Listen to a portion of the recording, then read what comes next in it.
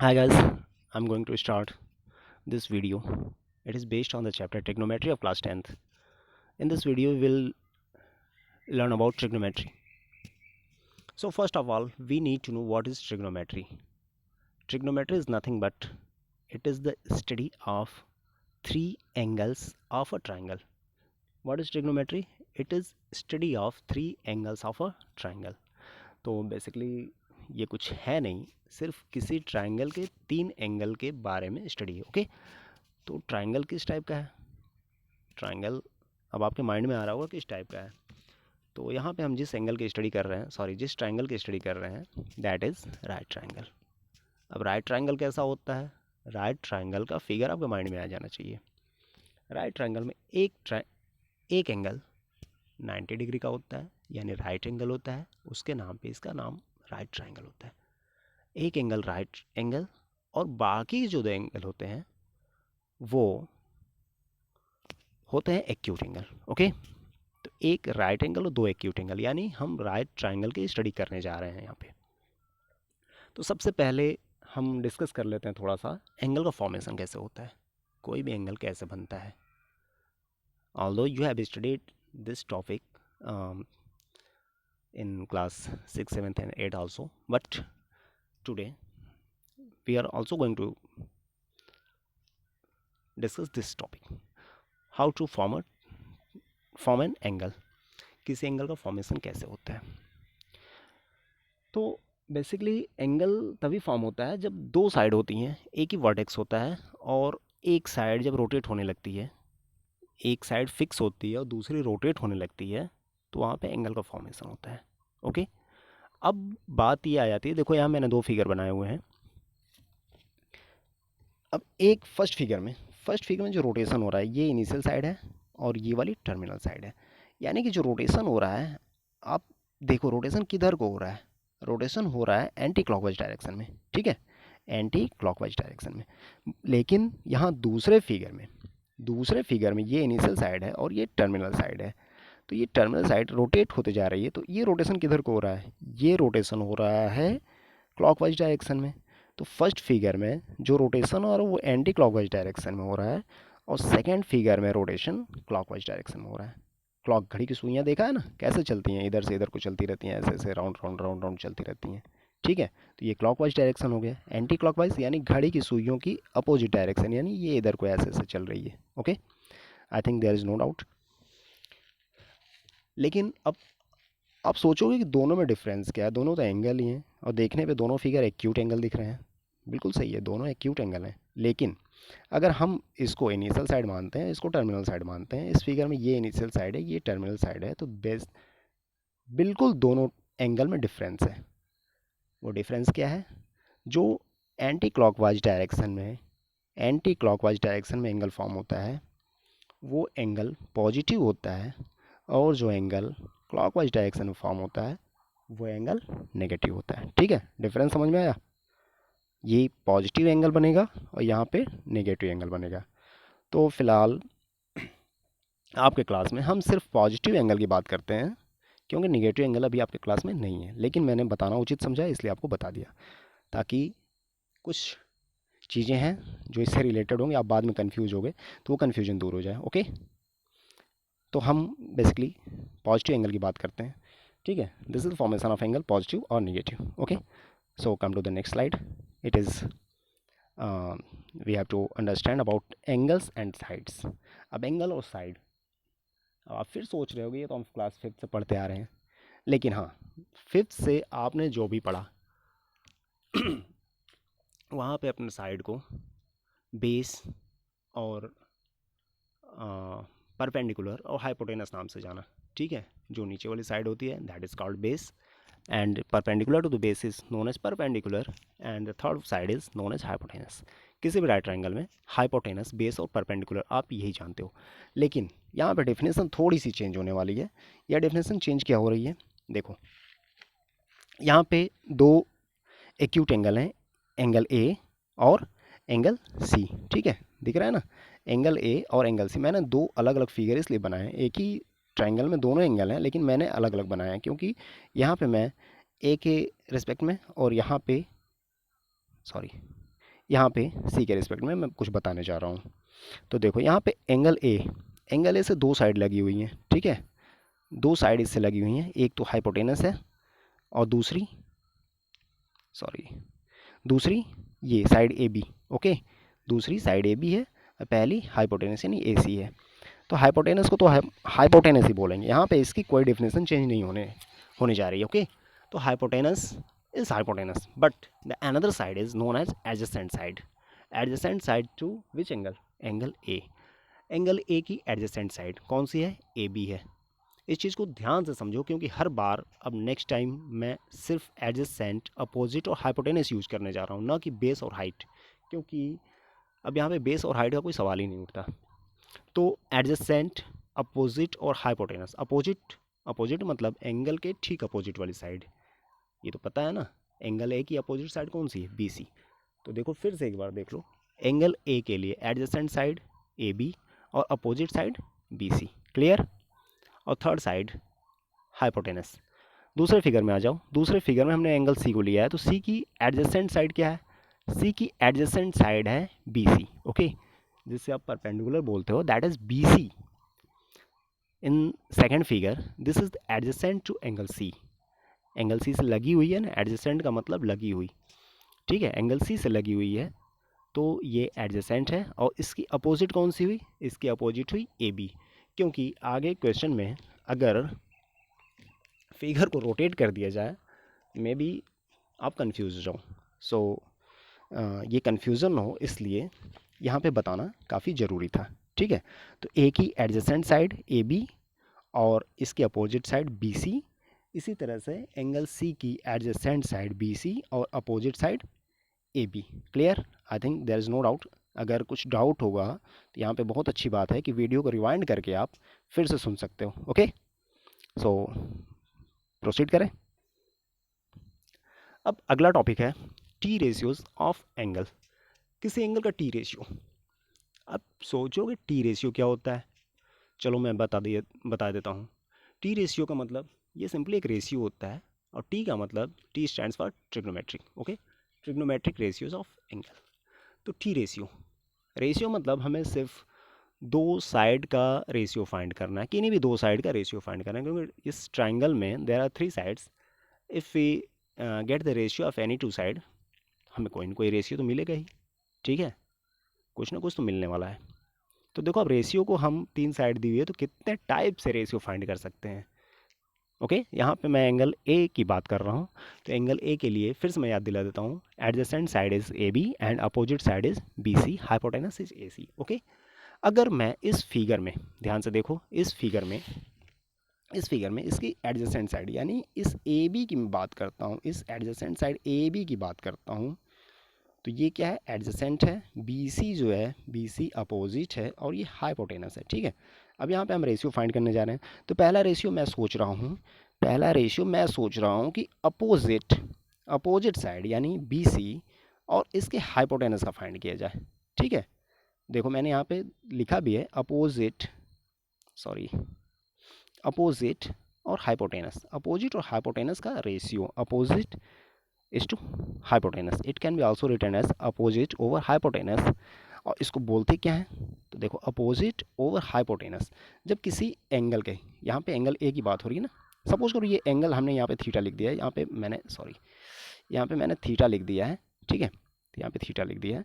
तो angle A suppose करो ये थीटा है, थीटा से कंफ्यूज होने की ज़रूरत नहीं है, थीटा यहाँ पे हमने एंगल ए का नाम दिया है, ठीक है, एंगल ए थीटा है, या फिर यूँ समझो कि ए का मैग्नीट्यूड जो है वो थीटा है, ठीक है, मैग्नीट्यूड ए का थीटा है। तो ए का मैग्नीट्यूड थीटा होने का मतलब कि हम यहाँ पे एंगल ए की बात कर रहे हैं, अगर मैं थीटा बोलूँ तो एंगल ए की बात कर रहे हैं, ओके। तो एंगल ए के लिए अपोजिट क्या होगा, एंगल ए के लिए अपोजिट ये वाली साइड, और इसका हाइपोटेनस ये साइड, ठीक है। इन दोनों का रेशियो फाइंड किया जाए तो हमें मिलेगा बी सी ओवर ए सी। तो बी सी ओवर ए सी मैं नहीं लिख रहा हूँ, यहाँ पे मैंने सीधे लिखा है अपोजिट ओवर हाइपोटेनस, ठीक है। तो एक रेशियो मिला हमें अपोजिट ओवर हाइपोटेनस।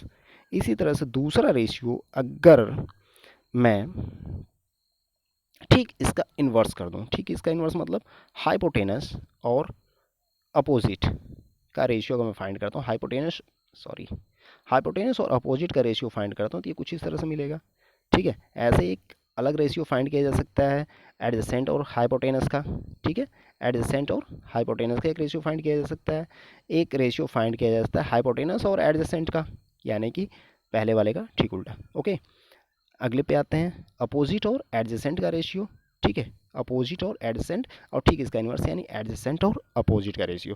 तो इस तरह से हम देखते हैं कि हम कुल 6 रेशियो फाइंड कर सकते हैं, ठीक है। 6 रेशियो फाइंड कर सकते हैं, लेकिन 6 रेशियो फाइंड करते हैं तो उनका कुछ ना कुछ नाम होना चाहिए, क्योंकि अगर हम कोई नाम नहीं देंगे तो हमें तो कन्फ्यूजन होगी कि हम किस रेशियो की बात कर रहे हैं। ओके, तो ऑलरेडी नाम दिए हुए हैं, हमें सिर्फ उनको फॉलो करना है, हमें सीखना है कि वो नाम कौन कौन से हैं, ठीक है। पहला नाम, पहला जो है साइन थीटा, देखो मैंने यहाँ पे थीटा बना दिया है, तो पहला जो नाम है वो साइन थीटा है, यानी थीटा का साइन, यानी रेशियो क्या है, साइन क्या बताता है, साइन बताता है अपोजिट ओवर हाइपोटेनस। ये चीज़ें तो बिल्कुल याद होनी चाहिए, ट्रिग्नोमेट्रिक रेशियो बिल्कुल याद होने चाहिए आपको। Sine theta is equal to opposite over hypotenuse, ठीक है। मैं आपको एक शॉर्ट ट्रिक बता देता हूँ, साइन कॉस और टैन इन तीन को याद कर लो। ओके, साइन कॉस और टैन को याद कर लो। साइन क्या होता है, एंगल का अपोजिट ओवर हाइपोटेनस, ठीक है। अच्छा, हमने यहाँ पे अपोजिट और हाइपोटेनस का रेशियो लिया, तो अगला रेशियो हमारा क्या बनने वाला है, अगला रेशियो एडजेसेंट और हाइपोटेनस का बनने वाला है। ओके, कॉस थीटा जिसे हम कहते हैं, तो कॉस थीटा क्या है, एडजेसेंट ओवर हाइपोटेनस। और तीसरा रेशियो जो है that is called tan theta. तो टैन थीटा हम देखते हैं, हमने तो अभी तक लिया अपोजिट हाइपोटेनस का रेशियो, एडजेसेंट हाइपोटेनस का रेशियो, तो हम अपोजिट और एडजेसेंट का भी रेशियो फाइंड कर सकते हैं, ठीक है। इसका नाम दिया गया टैन थीटा, तो tan theta is equal to opposite over hypotenuse, ठीक। आई होप यहाँ तो कोई डाउट नहीं होना चाहिए, अगर है तो वीडियो को रिवाइंड करके फिर से देख लो। Now we proceed. आगे जो 3 रेशियो बचते हैं वो इन 3 रेशियो के रेसिप्रोकल हैं, ठीक है, इनके इन्वर्स कह सकते हो। तो साइन का इन्वर्स जो होता है that is cosec theta, sine theta का इन्वर्स कॉसेक थीटा। तो साइन थीटा क्या था, ये अपोजिट ओवर हाइपोटेनस था, तो कॉसेक क्या होगा, हाइपोटेनस ओवर अपोजिट होगा, साइन का ठीक इन्वर्स। ओके, यानी हम ये भी कह सकते हैं sine theta is equal to 1 over cosec theta, या फिर cosec theta is equal to 1 over sine theta. In the same way cos theta adjacent over hypotenuse है, इसका इनवर्स सेक थीटा होता है। So sec theta is equal to hypotenuse over adjacent. In the same way cot theta is inverse of, no we can not say inverse but ठीक है, यहाँ देख लो, इसका tan theta is equal to 1 over cos theta, ठीक है। यानी tan theta opposite over adjacent है, तो cot थीटा क्या होगा, एडजेसेंट ओवर अपोजिट होगा, ठीक है। ये समझ में आ गया, साइन का ठीक उल्टा कॉसेक होता है, कॉसेक का ठीक उल्टा साइन होता है, कॉस का उल्टा सेक होता है और सेक का उल्टा कॉसेक होता है, टैन का उल्टा कॉट होता है और कॉट का उल्टा टैन होता है। यानी कि अगर हम साइन कॉस और टैन याद कर लें तो हमें कॉसेक सेक और कॉट में कोई प्रॉब्लम नहीं होगी। ओके, क्लियर, चलो आगे बढ़ते हैं। देखो, अब इतना कुछ जो हमने सीखा, हमने इतना कुछ सीखा, तो इस पर कुछ क्वेश्चन इससे रिलेटेड पूछे जा सकते हैं। जैसे यहाँ पे मैंने एक एग्जांपल लिया हुआ है, एक क्वेश्चन है, if sine theta is equal to 24 over 25 then find all other trigonometric ratios. अगर साइन थीटा 24 ओवर 25 है तो बाकी सारे ट्रिग्नोमेट्रिक रेशियोज फाइंड करो। तो कंफ्यूज होने की ज़रूरत नहीं है, हमें पता है कि कुल रेशियोज कितनी है, they are 6 in numbers. Okay, सारी रेशियोज 6 हैं, हमें उन 6 को फाइंड करना है। एक दिया हुआ है, कोई बात नहीं, साइन दिया हुआ है, चलो देखते हैं सॉल्यूशन कैसे होता है। तो साइन दिया हुआ है कितना, 24 ओवर 25, लेकिन साइन थीटा होता क्या है, अपोजिट ओवर हाइपोटेनस। यानी कि अगर हम एक ट्राइंगल फॉर्म कर लेते हैं, अगर हम एक ट्राइंगल फॉर्म कर लें, एक राइट ट्राइंगल, जिसमें कि हम एक एंगल थीटा बना देते हैं, ठीक है। यहाँ पे एंगल ए थीटा है, तो थीटा कितना है 24 ओवर 25, तो थीटा की अपोजिट साइड ये वाली, ठीक है, थीटा की ये अपोजिट साइड है, ये कितनी होगी 24, और ये हाइपोटेनस है, तो हाइपोटेनस कितनी हो रही है 25। ओके, ये दिया हुआ है, दिया है 24/25, तो ये दिया है 24/25। क्लियर? यानी एक राइट ट्राइंगल में हमें दो साइड ऑलरेडी मिल चुकी हैं, ठीक है, दो साइड ऑलरेडी मिल चुकी हैं और तीसरी साइड के बारे में यहाँ पे कोई डिस्कशन नहीं है। तो चलो फाइंड कर लेते हैं प्रॉब्लम क्या है। तीसरी साइड को हम कैसे फाइंड करेंगे, यूजिंग पाइथागोरस थ्योरम। तो पाइथागोरस थ्योरम का यूज़ करके हम ए बी फाइंड कर लेते हैं। पाइथागोरस थ्योरम क्या है, A B square equal to A C square minus B C square. This is Pythagoras theorem I have written over here. A B square is equal to A C square minus B C square. So what is AC? AC is 25. So we have written 25 square in the place of AC square, and BC is 24. So I have written square of 24. Okay. So AB square minus AC square, the value of 25 square is 625, and another one is BC square, that was 24 square, and square of 24 is 576. If you subtract BC square from AC square, if you subtract the value of BC square from AC square, we get 49. Okay, so AB square is 49. So we have to find AB. AB is equal to square root of 49, that is 7.